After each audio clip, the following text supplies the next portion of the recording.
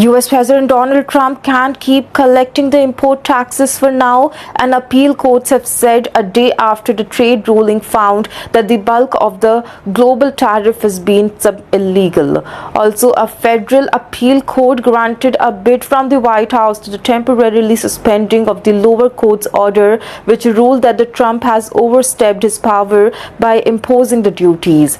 Wednesday judgment from the US Court of the International Trade drew the ire of the Trump officials, who called it an example of the judicial overreach. Small businesses and a group of the ground of the states have challenged the measures which are at the heart of the Trump's agenda and have also shaken the world economy. It is in the appeal the Trump administration said that the decision issued by the trade court a day earlier had improperly second-guessed the president and threatened to unravel months of hard-fought trade negotiations.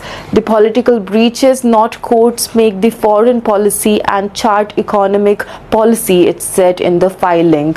Shortly before Thursday's tariff reprieve about from the Israel's and the appeals office's White House spokesperson, that is Caroline Leavitt, told a press briefing that America cannot function if the President Trump, or any other president for that matter, also has their sensitive diplomatic or trade negotiation railroaded by the activist judges.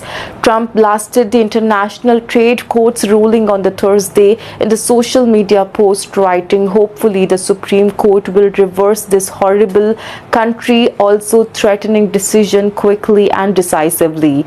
Wednesday's ruling by the little-known trade court in the New York would void tariffs imposed by Trump in February on the goods from China, Mexico and Canada, while also which is also that he's going to justify as a move intended to address a fentanyl smuggling. Also, the lower court decision would also dismiss a blanket 10% import tax that Trump unveiled last month on the goods from countries around the world, together with the higher so-called reciprocal tariff on the trade partners including the European Union and China. We'll have to see how the issues get resolved.